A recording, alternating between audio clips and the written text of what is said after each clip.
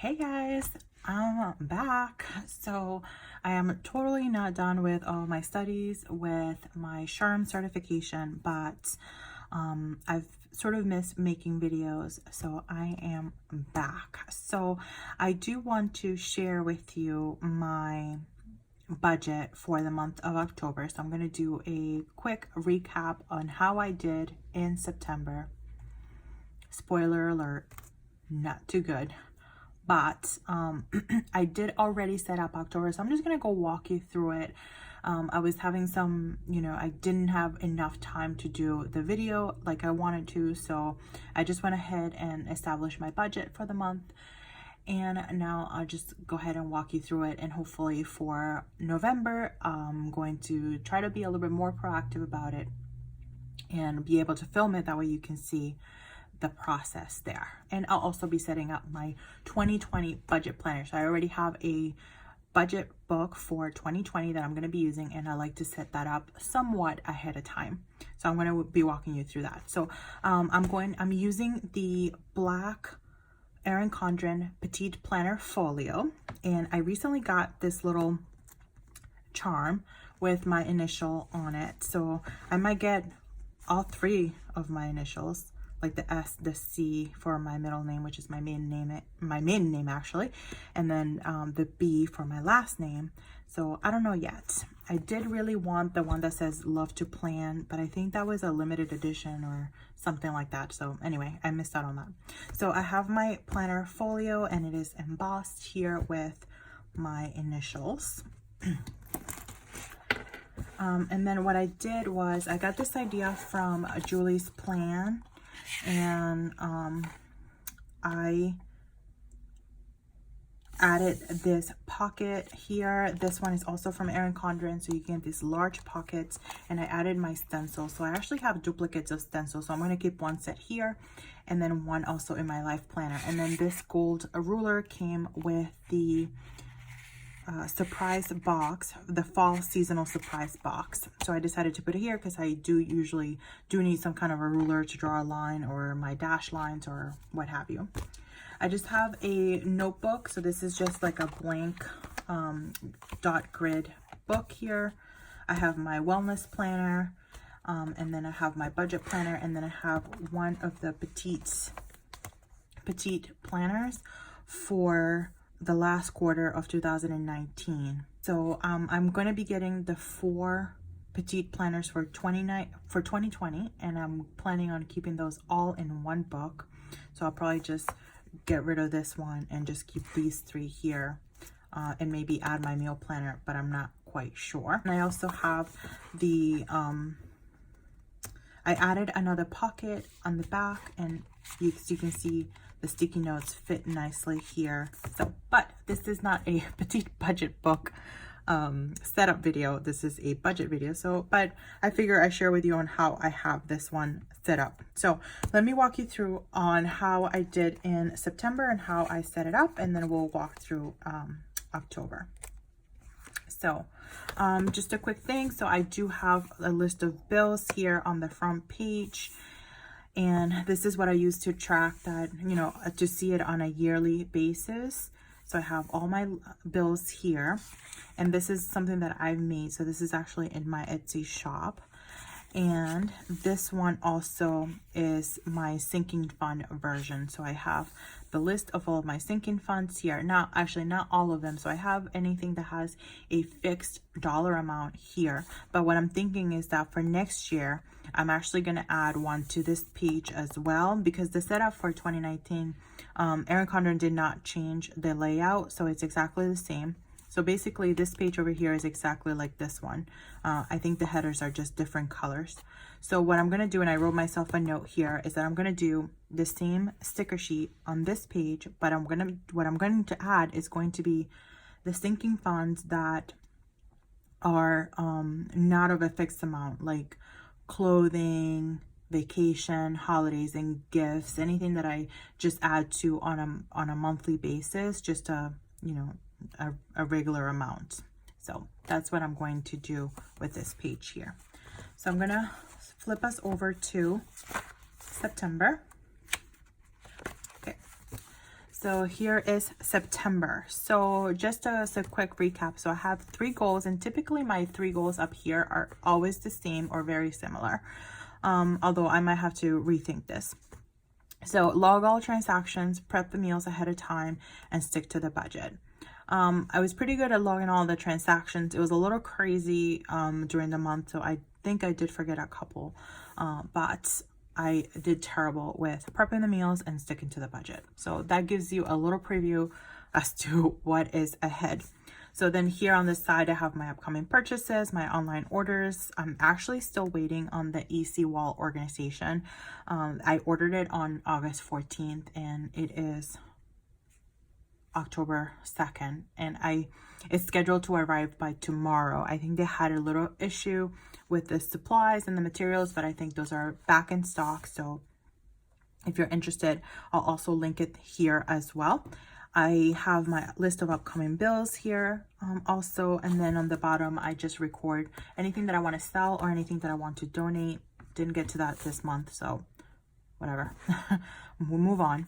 And then I have my overall my snapshot of what my budget looks like for the month for all of the different categories. So for this month, what I did is I highlighted the ones that were a sinking fund were in purple, and anything in light blue is going to be a cash envelope category. So I didn't do that for October, but I don't know, I kind of go back and forth. I still like it, but I'm not sure if I'm going to do that for this month. So on this side, I have my sinking funds. So I took the 2 pay periods from September and then I broke them down into 2. So I got paid on 9/13 and then on 9/27 as well. And then I just transferred the amounts into our sinking accounts, or sinking fund savings account where I keep all of the funds, because I don't feel comfortable keeping all this money in the house. So I just go ahead and transfer every pay period, and that little check mark means that I went ahead and I transferred it. So I did change the header up here. This is really like the spending summary page. So I just keep track of the date that I'm doing the transaction for the sinking fund, the category, the amount that I'm adding, and then the balance. And then if there's any transactions that happen during the month, I will go ahead and list them here on the bottom and then just carry over the new balance. And you'll see how I did that in October. And then on this last page, I have sort of like a budget recap. So everything that is here, all these categories, I just carry them over to this side and I change the header. So I have the difference between the budgeted amount and the actual amount that I spent, and then the name of the budget category. So my budgeted amount for all together was $52.59, I believe, and for some reason it's off. It's supposed to be like $51.84 or something like that. So I don't know what I did here, but I actually ended up spending, based on what I tracked, $55.45, and that includes all the bills, mortgage, everything, including the sinking funds addition there. So my difference is $2.86. So anything that has a little dash line means that I went over. So I went over on gas, I went over on dining out. Don't look at that amount. Ooh, terrible. I went over on beauty. I went a little crazy with some products for my curly girl method. And I went over on entertainment, and no surprise here, I went over on planning, and I think that's just going to be me the rest of my life. I can't figure that out. So anyway, so that is all of the categories. So overall, I went over by $2.86. So live and learn. This page is blank because I was anticipating that I would list every single sinking fund individually, but what I did is I just listed one whole category of the total that I put towards savings for the purposes of sinking funds. So this one just stayed blank. But so that is how I did in September. Now, if I go over one specific category, no big deal. I'm not going to stress out about it. But what I care the most about is that I don't go over on the total amount, because I can always move around things. Like if things come up during the month, I can always take from one and, kind of let another category sort of borrow from the other one. So that is how I'm looking at it. Obviously, ideally, I would want to stick to the budgeted amount because that's the whole purpose of it. But if it doesn't happen, as long as this number is at or below, then I am good. And obviously, September was not a good month for me. Anyway, we move on. That's the beauty of the planners, that you just flip the page and voila, we got October right here. So same sort of deal with my goals at the top. Stick to the budget. Gonna be the number one thing. I don't know how well I'm gonna do that, but let's stay positive here. Meal plan and prep ahead of time. This is like my one, I can't, like, it's so hard. It's so hard to do this consistently. Like, I'll do it a couple days here and there, but it's so hard. And then the last one, and I think this one's what's really gonna get me motivated to not only stick to my budget, but also try to be healthy, because I do want to get a little bit healthier before this happens, because after all, it's California. So it's all about Go Wild. So Go Wild, if you're not familiar, it is a annual planner conference that has occurred for the past 4 years. And it's usually at a different, it's always at a different location. So first year was New Orleans. Second year was Nashville. The third year, Austin, I think. Fourth year was Vegas. And the next year is in Anaheim, California. And I am so excited because I've been saving and putting in on my sinking fund. So if you have watched my budgeting for the past few months, I have a sinking fund category called Go Wild. And I put aside $280 every month because, let's face it, it's not cheap. But if you budget, you can make it happen, I think. So, and obviously given your other financial situation, but given where we are, I think it's something that I could do if I just discipline myself a lot more than I have been. So that is going to be a huge motivator for me, and you're going to see that all the way until April. So the next Go Wild, it's at the end of April, the 23rd through the 26th of 2020, and I cannot wait. So I have some upcoming purchases here that I listed. So my niece and nephew both have birthdays in October, including my birthday and our anniversary. So October, it is a, free-for-all spending month with everything that we have going on. So our anniversary is on the 4th. My nephew's birthday is on the 2nd, today actually.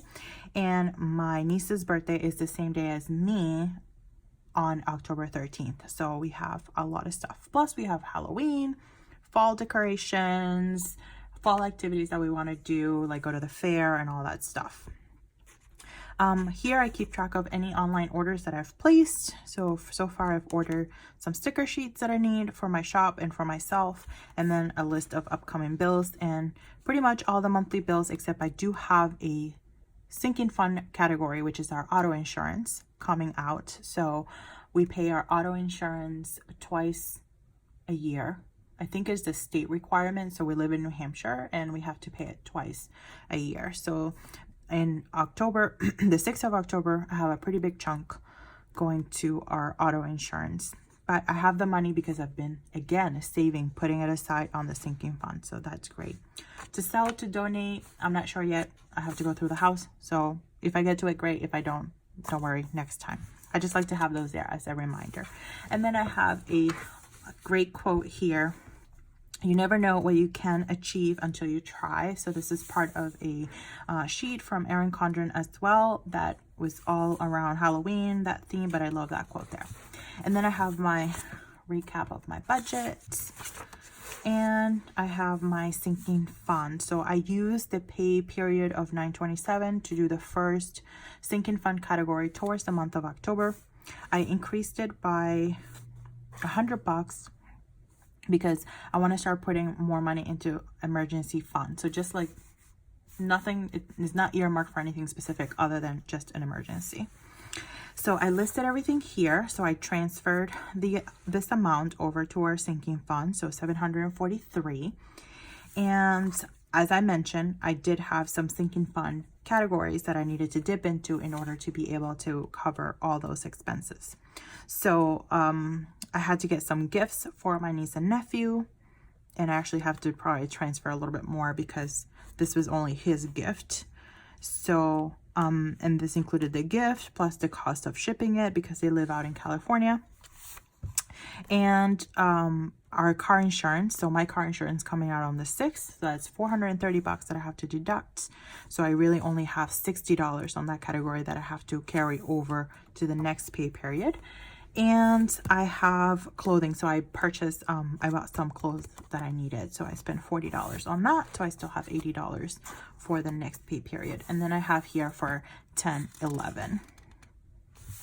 And then on this page, I haven't listed them yet, but this is where I'm gonna do my entire recap, and then when I do the November's budget, I will let you know how I did.